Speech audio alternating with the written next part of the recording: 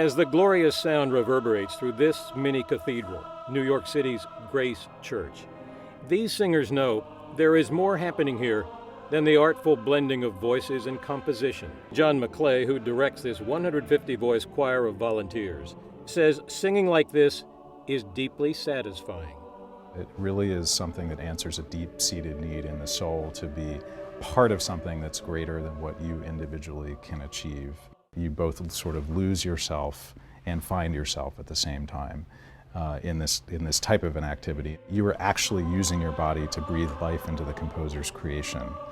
And that kind of organic experience, I think, really feeds your soul in a way that your daily life really can't. Here, where Maclay gently cracks the choral whip. Good, and stop. Good. I feel like you're thinking too hard. Okay. Coaxing, cajoling, complimenting, always getting the best out of his singers.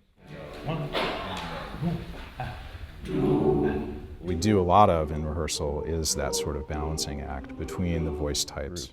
And it all sort of creating that unity out of diversity, I think, is the task of making music.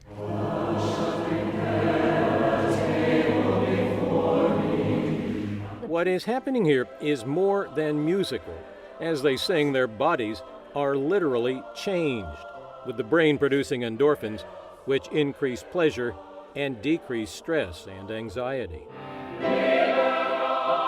It is engaging and relaxing, says choir member Darren Walker. But there's a meditative element to it, and the fact that you are giving and you have responsibility to be somebody who's contributing a specific line to this group activity, it really focuses you, so that brings about some relaxation. And, says soprano Nicole Belmont, it doesn't just figuratively change how you feel. When one performs, it really feels like a workout. Afterwards, it's a big exhale.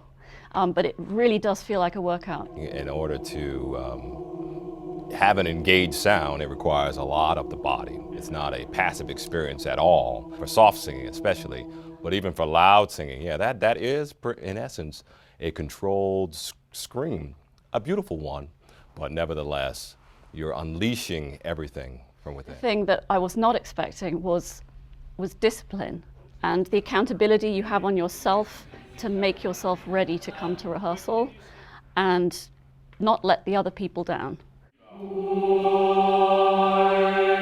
And there's another big benefit in singing in a group like this, namely the group itself. To me, the choir is really a microcosm of what a community ought to be. People are not worried about sort of status within their social position or their family hierarchy. What they are worried about is all together singing D major. You really get to appreciate people from completely different backgrounds. I've definitely found just 3 years in, I'm a different person. I'm much more thoughtful, much more aware of other people, much more respectful of other people. So it's quite profound.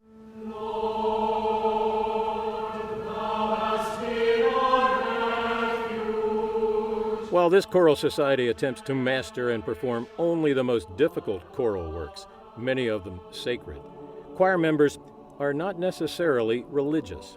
I think it provides a spiritual need, especially for those who don't necessarily go to services on a regular basis. Yeah, and I think that's a very important thing to have, something where you're able to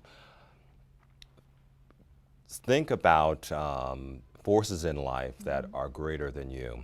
Can you find happiness only when singing in a group? No, says Maclay, but it certainly makes it more meaningful. The simple quality of singing a folk song or singing a song that you've heard on the radio, it does that job of kind of releasing the endorphins and making you feel happy. What I think choral singing does on top of that is to add the layer of being the co-creator of a masterpiece. And actually serving the other people that you're singing with as well as you're serving the music. Ultimately, all the hard work, the discipline, and sense of community come together in one magnificent sound.